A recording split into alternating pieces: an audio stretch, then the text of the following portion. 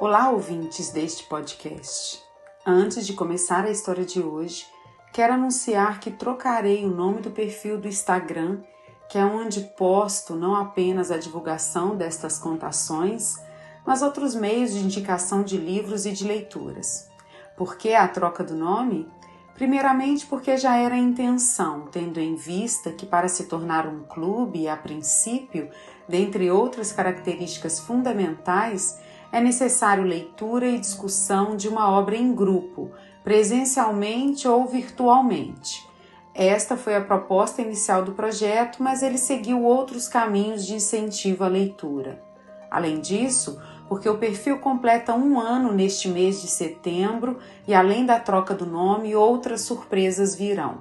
Portanto, o próximo podcast fará parte do novo perfil Tons de Leitura. Afinal, são muitas nuances de histórias, de imagens, de palavras e de sons. Tanto o Instagram, o YouTube, o Spotify e o Player FM passarão então a se chamar Tons de Leitura. Hoje, ainda como Clube da Leitura Virtual, vou contar a história do autor Moacir Sclier, escritor, médico e professor gaúcho de Porto Alegre. Moacir é um importante nome da literatura brasileira contemporânea.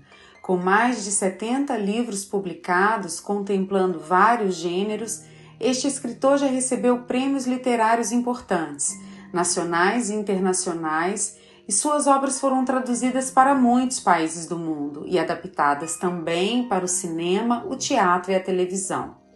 Seus temas centrais são a realidade social da classe média urbana do Brasil, destacando seus imaginários fantásticos, a medicina, sua grande paixão, e a tradição do judaísmo, pois ele é filho de judeus russos que migraram para o Brasil em 1904. O livro Carnaval dos Animais foi considerado por ele sua primeira obra, que o inseriu de fato no universo das letras brasileiras. Mas vou falar um pouco sobre a obra O Mistério da Casa Verde. Esta foi indicação do meu filho, Arthur Santana, que disse que essa obra resolveria meu dilema sobre minha escolha em indicar um clássico para leitura ou não, pois O Mistério da Casa Verde articula uma história contemporânea com uma da tradição literária. Meu filho, com seus 12 anos, já gostou logo no início da história, quando leu que um dos personagens principais, e muito esperto, chama-se Arthur também, e sem o H como o dele, porque a maioria das pessoas escreve seu nome com esta consoante. Ele logo disse: "Que milagre!" Bom, vamos à história. Arthurzinho, André, Pedro Bola e Léo são grandes amigos. Entre Arthurzinho e André há sempre uma rivalidade, mas é Arthurzinho o mais popular dos rapazes e uma espécie de líder entre eles. Todos moravam na cidadezinha de Itaguaí, no Rio de Janeiro, e estavam precisando de um local para realizar suas reuniões, onde poderiam dançar, ouvir suas músicas em volume máximo e se divertirem. Arthurzinho, então, teve a ideia de montar um clube na chamada Casa Verde. Este lugar é exatamente onde o Dr. Simão Bacamarte, personagem de Machado de Assis, havia instalado no século XIX um hospício. A Casa Verde existiu de verdade, cerca de 2 séculos antes, e funcionou como asilo para doentes mentais, cuja história inspirou Machado. O Mistério da Casa Verde, portanto, dialoga com a narrativa de Machado de Assis, o alienista, e os jovens, como meu filho, têm a oportunidade de entrar em contato com essa importante obra literária. Os meninos resolvem viver essa aventura e se deslocam para o local, dando início ao projeto do clube. Mas os 4 meninos terão que abrir uma entrada na parede dos fundos da casa, já que as portas e as janelas originais foram emparedadas há muitos anos. Todos diziam que a centenária Casa Verde era mal assombrada e ninguém brincava com isso.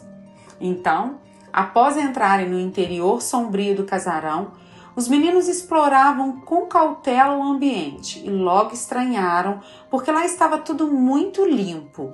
Como estaria limpo se a casa estava toda bloqueada para ninguém entrar? Com muito cuidado, eles foram andando devagar e se depararam com uma porta fechada. Morrendo de medo, eles a abriram e ficaram paralisados de susto. E é aqui que eu inicio a leitura do livro de Moacir Sclier. No meio da sala, sentado em uma grande cadeira e de frente para eles, estava um homem estranhíssimo, desgrenhada cabeleira grisalha, imensa barba e os olhos. Que olhos aqueles! De sob as espessas sobrancelhas, miravam fixos os garotos, com um brilho verdadeiramente hipnótico. Durante um instante, os 4 ficaram ali petrificados de terror. Depois, e como que obedecendo a um comando, deram meia volta e dispararam pelo corredor. Ao chegar ao buraco de saída, novo momento de pânico. Queriam sair ao mesmo tempo, não conseguiam, embolavam-se, até que finalmente emergiram dali Artuzinho e André na frente. Pedro Bola atrás, Léo ainda meio atarantado por último. Atravessaram o matagal lanhando-se nos galhos e correndo como malucos pela rua chegaram finalmente a um lugar seguro, a casa de André, a mais próxima dali. Por algum tempo ficaram ali ofegantes, sem poder falar. Finalmente André bradou apontando a Artuzinho um dedo acusador. Eu disse, cara, eu disse que essa história ia terminar mal. Todo mundo sabe que essa tal de Casa Verde é mal assombrada e que a gente não deveria passar nem perto. Mas você tinha de inventar essa coisa de clube. Por que você pensa que é o maior, que sabe tudo? Viu, cara? Viu no que deu? Artuzinho não teve como responder. Aparentemente André tinha razão. Pedro Bola então não tinha dúvida. Era um fantasma aquilo que eles haviam visto. Léo, porém, discordava. Para mim não era fantasma. André olhou, assombrado com aquela audácia. Desde quando o baixinho ousava contrariá-lo? Mas Léo repetiu. Não era fantasma coisa alguma. Ah, não? André, irônico, a custo contendo-se, a vontade que tinha era de dar um tabefe no outro. Não era fantasma. E o que era então? Diga, você que sabe tudo, o que era aquilo? Uma visão, por acaso? Nós 4 tivemos ao mesmo tempo uma visão, foi isso? Não, não era uma visão. Léo no mesmo tom surpreendentemente calmo. Ah, não? E o que era? Pode o amiguinho nos dizer, por favor? Estamos ansiosos por ouvi-lo, senhor professor doutor Léo. Léo optou por ignorar a gozação. Era uma pessoa, um homem, alguém de carne e osso como nós. Essa não, protestou Pedro Bola. A Casa Verde está completamente fechada, ninguém poderia ter entrado lá. Além disso, como é que você sabe que era uma pessoa? Você tocou o homem por acaso? Não, não toquei. E então, de onde é que você tirou a certeza de que era alguém como nós? Por causa das bananas. Bananas? Pedro Bola não estava entendendo mais nada. Que bananas, cara? Do que você está falando? Estou falando, continuou Léo no mesmo tom calmo, de um prato com bananas que estava sobre aquela mesinha ao lado do homem. Os outros se olharam perplexos. Ninguém tinha visto banana alguma, mas Léo insistiu. Havia sim um prato com bananas maduras.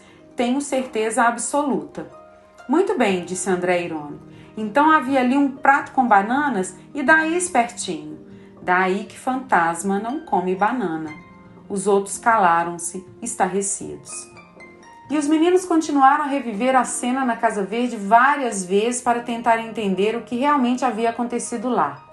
Quem afinal era este homem? Era de carne e osso mesmo ou era um fantasma? Era o espírito de Simão Bacamarte? O que ele estaria fazendo naquele casarão? Quem mantinha a Casa Verde limpa?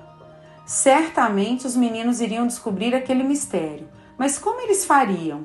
São muitas perguntas para você, ouvinte, que só podem ser respondidas com a leitura do livro O Mistério da Casa Verde, de Moacir Sclier.